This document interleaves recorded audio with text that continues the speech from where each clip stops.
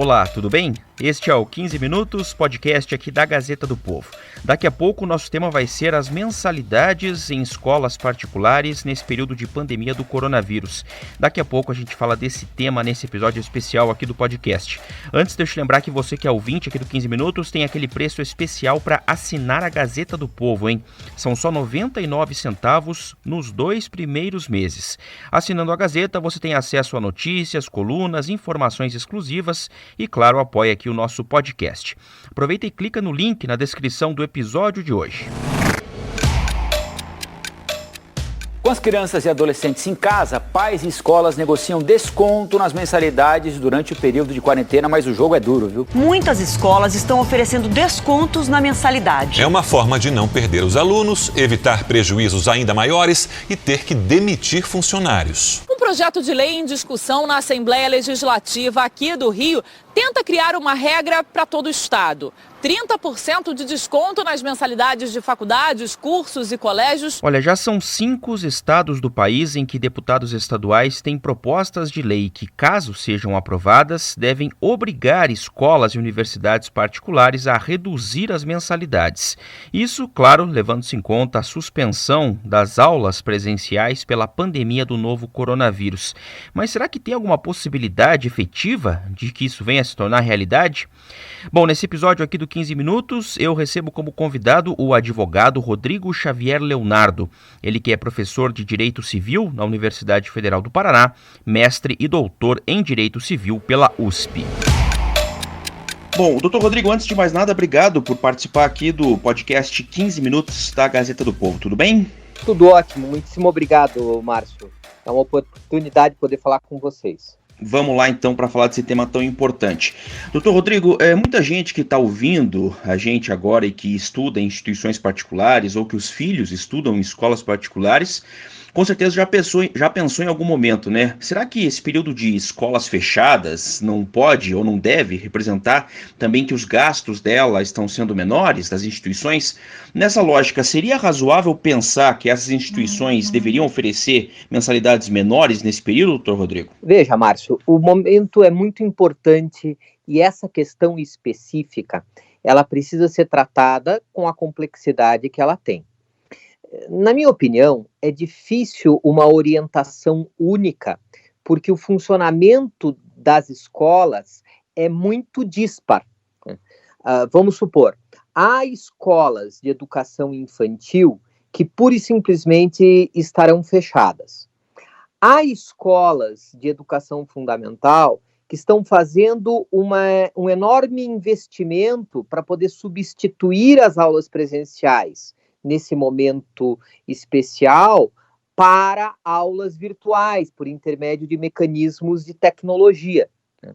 Há determinadas escolas cujos custos se mantêm praticamente os mesmos, não obstante não haver a sala de aula presencial. Há outras escolas em que esses custos diminuem sensivelmente.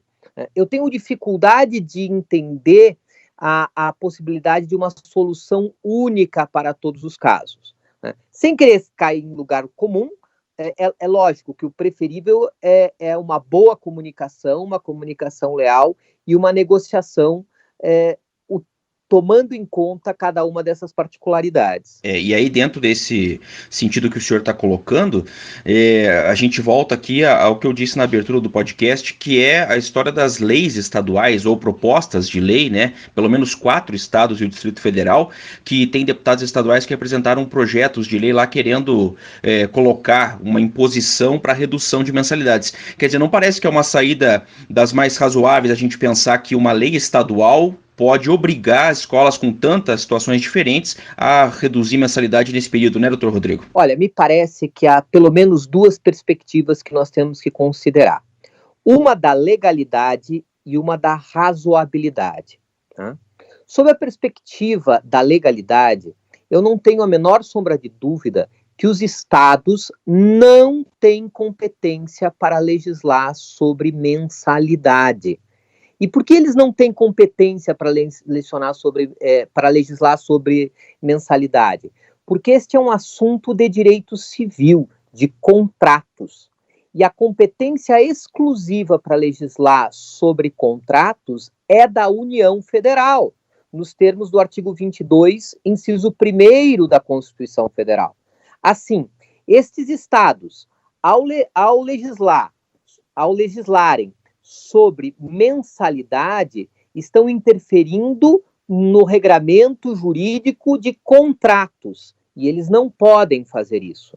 Isso é muito grave porque essas leis estaduais invariavelmente serão julgadas inconstitucionais na sequência e trarão grande estabilidade na relação entre alunos, pais e instituições de ensino.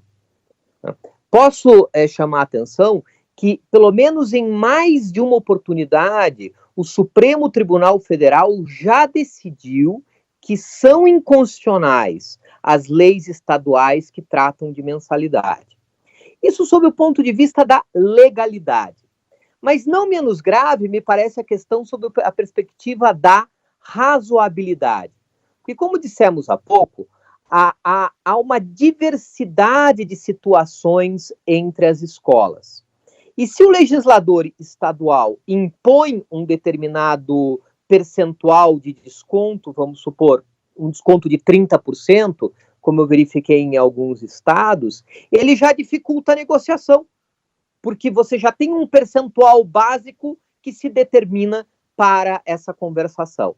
Por mais que essa legislação venha a ser julgada inconstitucional no futuro, isso acaba balizando o diálogo entre pais, estudantes e as instituições de ensino. Isso não me parece razoável. Bom, gente, um projeto de lei que propõe desconto de até 50%, de no mínimo 50% nas mensalidades das escolas particulares que estão paradas, foi apresentado na Assembleia Legislativa do Estado de Minas Gerais, um projeto de lei estadual. Tem um detalhe que me chamou a atenção também em alguns dos projetos desses estaduais, doutor Rodrigo, por exemplo, em Minas Gerais, que a proposta de lei lá fala em redução de 50% na mensalidade. Aí outro estado fala lá em 30%. Parece um pouco estranho também, porque da onde que surgem então esses percentuais, né? Parece que é colocado assim de uma maneira, não sabe muito bem qual que é o critério que foi utilizado pelo deputado, enfim, pelo legislador, para tentar aplicar essas reduções de maneira imposta, né? É por isso que nesses assuntos a Constituição Federal estabelece a competência da União. Nós não podemos ter determinados temas funcionando de um jeito no estado do Paraná, no estado do Rio de Janeiro e no estado de Pernambuco. É necessária uma unificação nacional. E é assim que funciona a nossa disciplina de contratos e de contratos de ensino. Mas essa diferença de percentuais sublinha, como você muito bem está colocando, Márcio, a falta de razoabilidade. Você retirar 50% da receita das escolas significa você colocar em risco uma série de empregos, porque você não pode manter, com a retirada dessas receitas, as escolas não vão poder manter os mesmos custos. E é um momento que o Brasil precisa preservar os empregos, e não apenas os empregos dos professores, dos educadores, mas de toda a gama de profissionais que funcionam numa escola. O pessoal de limpeza, o pessoal de alimentação e outros tantos setores que acabam sendo abrangidos. Essas legislações estaduais, na minha opinião, elas acabam sendo incentivadoras de demissões nas escolas. Isso é muito perigoso. Voltando à questão da legalidade, doutor Rodrigo, até para a gente esclarecer, além dessas propostas estaduais, tem uma proposta que surgiu no Senado Federal, de autoria do senador Rogério Carvalho, do PT do Sergipe, que obrigaria instituições de ensino fundamental e médio da rede privada a reduzir as mensalidades em no mínimo 30%. Aí, nesse caso, uma legislação no Congresso Nacional, né, uma legislação apresentada no Senado, uma proposta de lei. Caso fosse aprovada, ela poderia, de certa maneira, aí, ser aplicada efetivamente ou também seria alvo de contestação, por exemplo, no Supremo Tribunal Federal, doutor? Me parece que haveria uma discussão no Supremo Tribunal Federal, até o Supremo Tribunal Federal, de qualquer modo. Mas, nesse caso, uma proposta de lei que vem do Senado, ela não seria viciada pela incompetência, porque a competência é federal e ela está sendo seguida. Mas, ainda assim, estaria ocorrendo uma intervenção indevida, na minha opinião, nas relações contratuais. Veja que, recentemente, nós participamos do grupo de juristas que auxiliou a elaboração do projeto de lei 1179 de 2020, que foi votado no Senado na sexta-feira. E lá havia uma previsão de alteração pelo menos num determinado período, até outubro, do dever de pagar aluguéis nas locações residenciais. E essa proposta não foi acolhida pelo Senado. Eu vejo, como alguém que está acompanhando não só a questão jurídica, mas o movimento político, eu entendo que será difícil uma proposição dessas conseguir uma maioria no Senado Federal.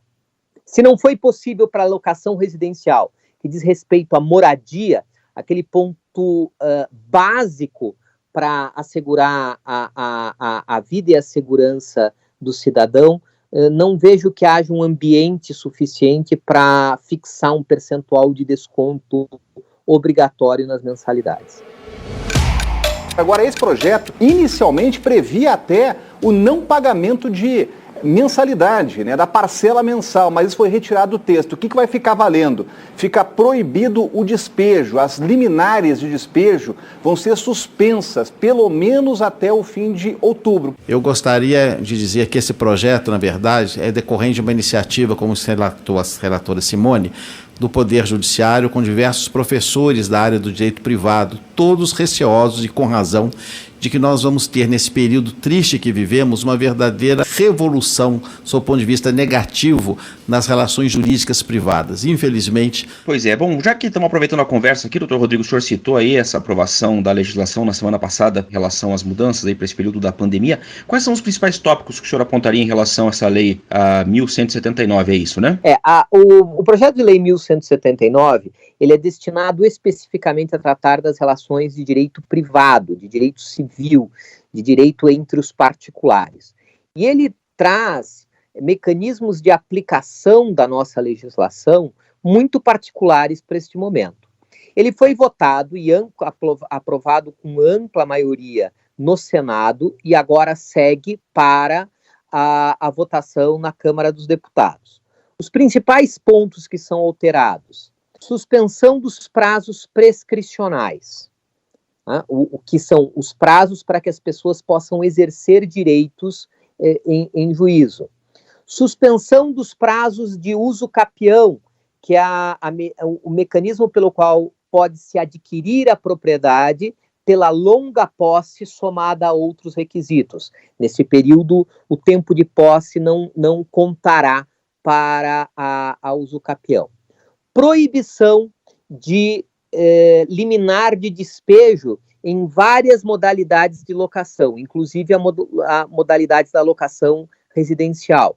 É preciso manter as situações de fato como estão diante das dificuldades provocadas pela pandemia do Covid. Alteração na vigência da Lei Geral de Proteção de Dados, ampliação do prazo para que essa lei entre em vigor, porque serão necessárias adaptações que, sobretudo as empresas de tecnologia, foram colhidas repentinamente pela situação do Covid-19. E também, isso impacta muito o cidadão, aquela prerrogativa especial de que quem compra online pode desistir em até 7 dias desta compra, essa prerrogativa especial ficará suspensa, caso aprovada a lei, durante este período até 30 de outubro, no que diz respeito a bens essenciais. Legal. Doutor Rodrigo, muito obrigado por participar aqui do 15 Minutos. Até a próxima. Muito obrigado, Márcio. Terminando aqui mais um episódio do 15 Minutos, podcast da Gazeta do Povo. Hoje eu conversei com o advogado e professor Rodrigo Xavier Leonardo, ele que integrou o grupo de juristas que auxiliou a elaboração do projeto de lei 1179, esse aí que a gente comentou no final da conversa, que trata exatamente das relações de direito privado aqui no Brasil durante a pandemia do coronavírus. Bom, durante a nossa conversa, você ouviu trechos de reportagens veiculadas pela Record, pela Bandeirantes e também pela Rede Mais, lá de Minas Gerais. Todos esses trechos disponíveis nos canais do YouTube dessas emissoras. Eu lembro que o 15 Minutos tem a produção da Maria Escrocaro e da Jennifer Ribeiro, a montagem do Leonardo Bestloff e a direção de conteúdo do Rodrigo Fernandes. Eu sou o Márcio Miranda e agradeço muito a sua companhia. Até amanhã!